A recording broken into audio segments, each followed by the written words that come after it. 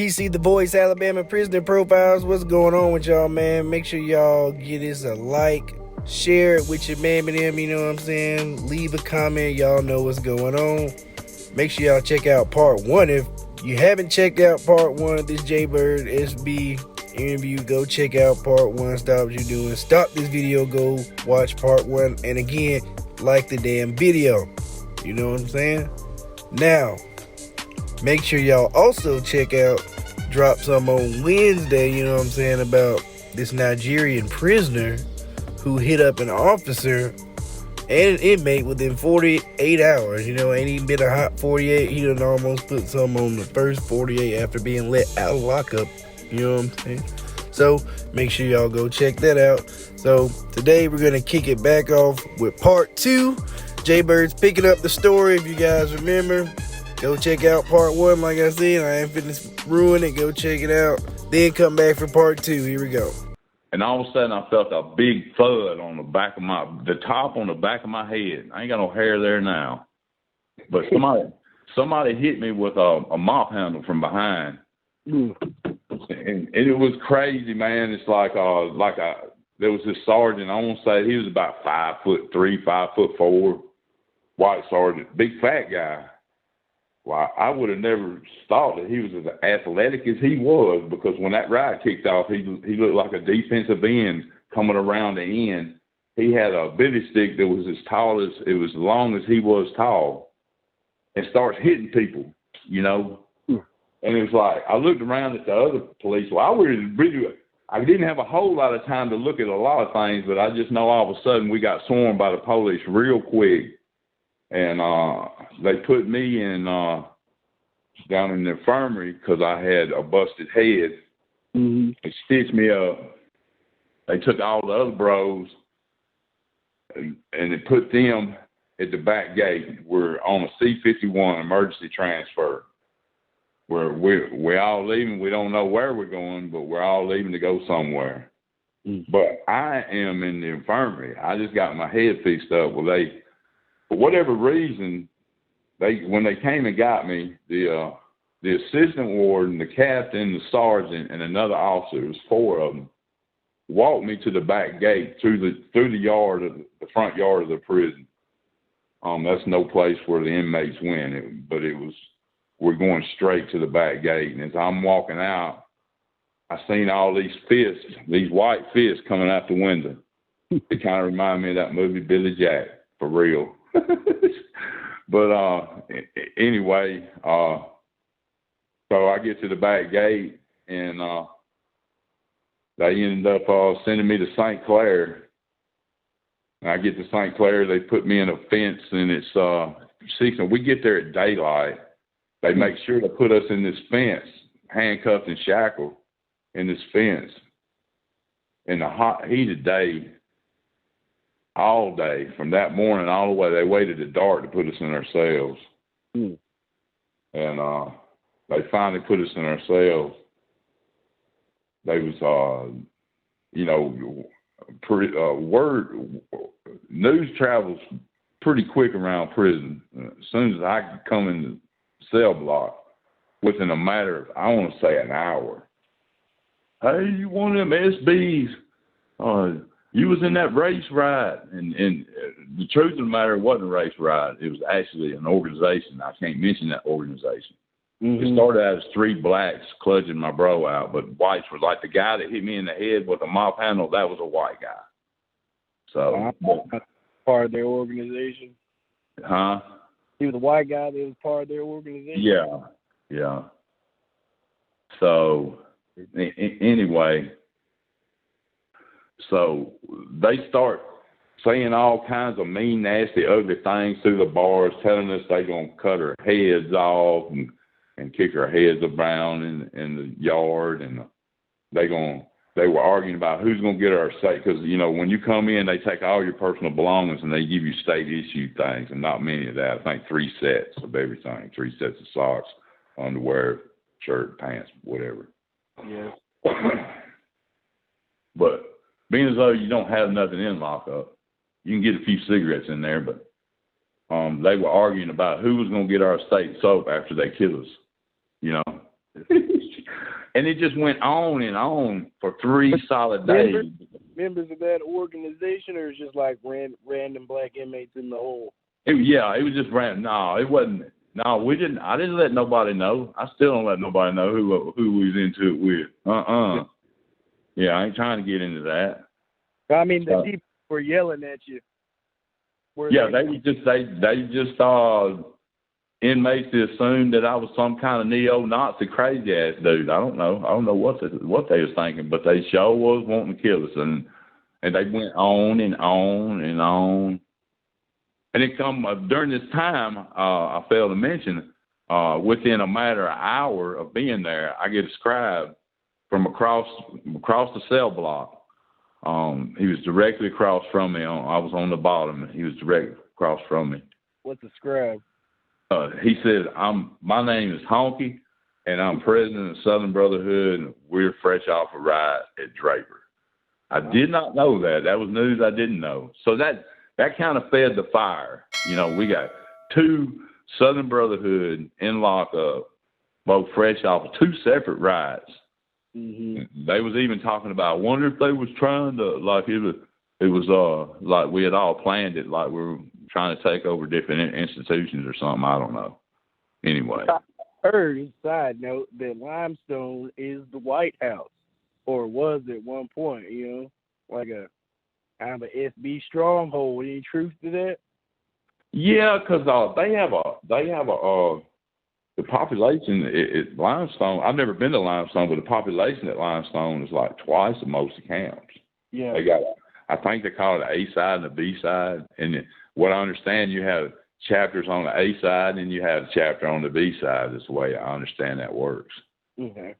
Yeah, and somebody might be 1 and 2 side. I don't know. I don't remember. I've never been there. I just know what I've heard. Yeah.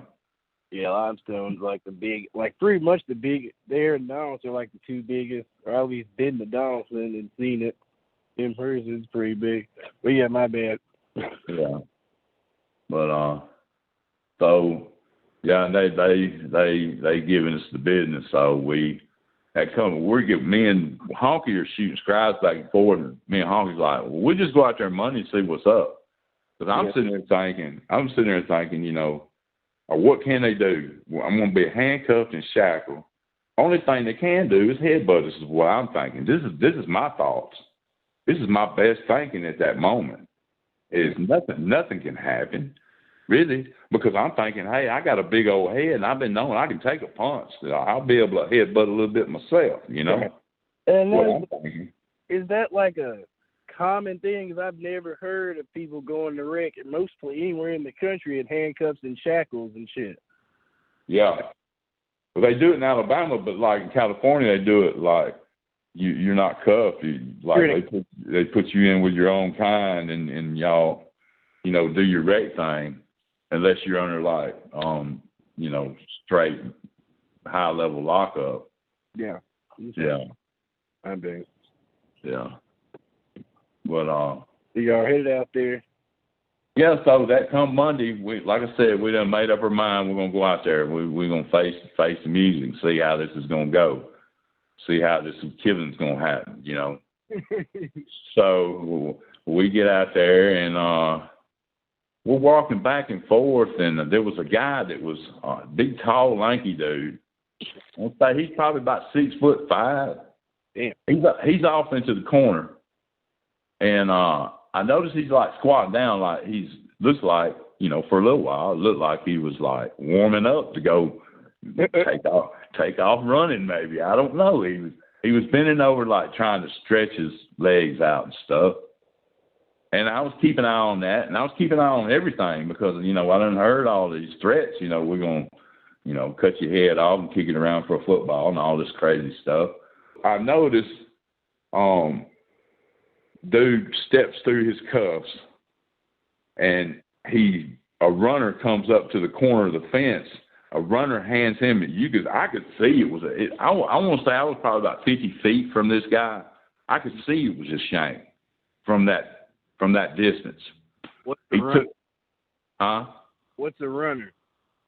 Runner is a guy, he handles all the grunt work that officers don't want to do.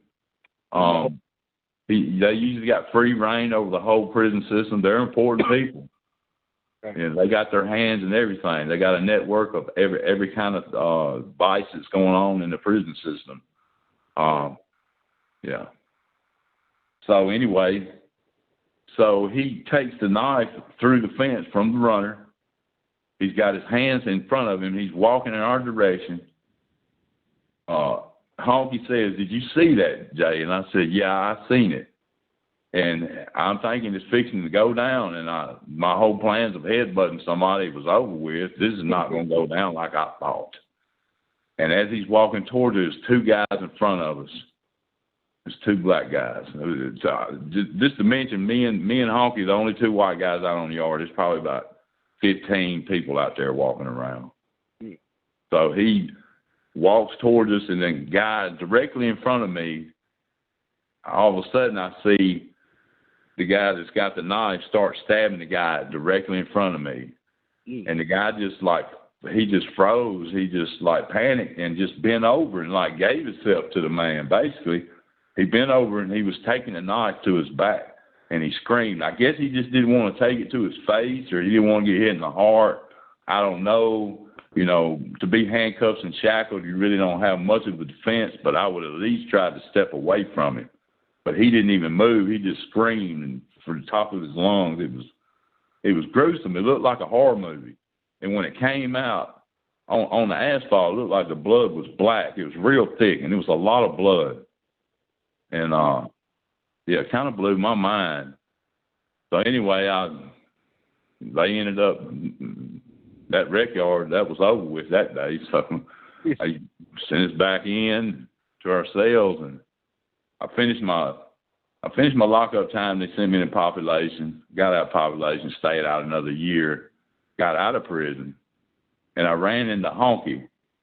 And Honky proceeds to tell me what had happened was why that guy got stabbed was there was a husband and wife team that worked at St. Clair, and one of the guy that got stabbed had masturbated on the female team member of that team.